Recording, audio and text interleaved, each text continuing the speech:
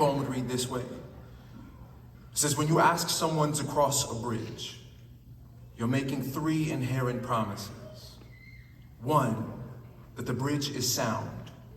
Two, that the architects held the best interest in seeing you reach the other side. And three, that if you choose to cross back over, you can return unharmed.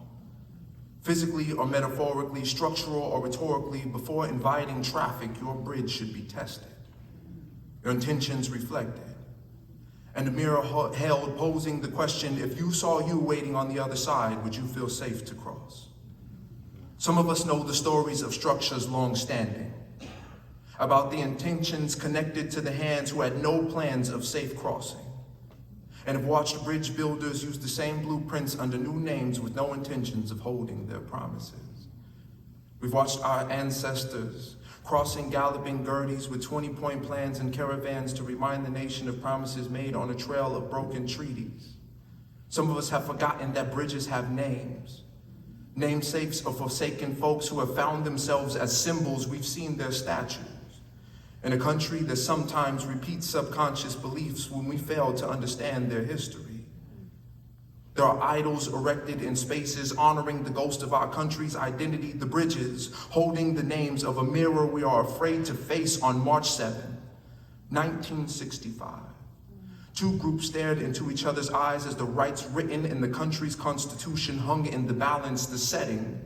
The spine of a grand dragon, Edmund Pettus, a bridge named after a Klansman, the characters, ordinary people who knew what would happen if they challenged the status quo and dared to say that their humanity mattered, to exercise their political rights, to say that there's no way Jimmy Lee Johnson should have died, John Lewis, Dr. King, and many others in between who held up a mirror for a reflection to be seen, and seen it was.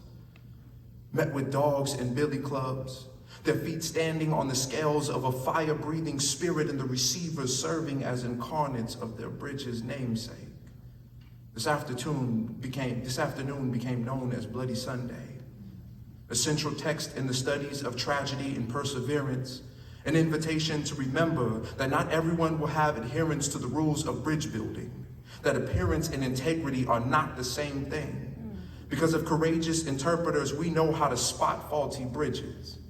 We've watched the names change and the scenes repeated, and watched our ancestors slay dragons with nonviolence, and watched, and as some watched in indifference, they attempted to cross again and again, proving that justice is a game of consistency, that sometimes you have to stand in the face of dragons and broken promises just so your descendants don't know the same misery, that you have to cross bridges that never intended safe passage and return to tell your side of the history.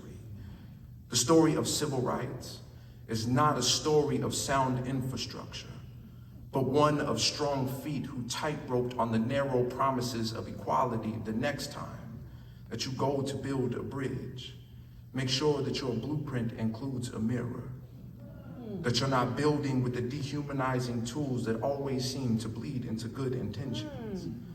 Make sure that safe passage is more than an aspiration, more than a statement on a website or a flag in a window. Make sure that your promises aren't retractable, that you won't pull up the drawbridge after you finish building a moat around the resources.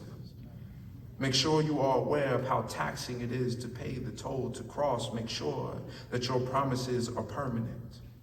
Build your bridges with integrity, because some of us know what it takes to cross bridges whose receivers have never used a mirror. If you're going to build a bridge, make sure your commitments are sound, intentions are pure, that crossers are safe, and ask yourself the question, if this bridge was named after you, if you saw yourself standing on the other side, would you be certain that it was safe to cross?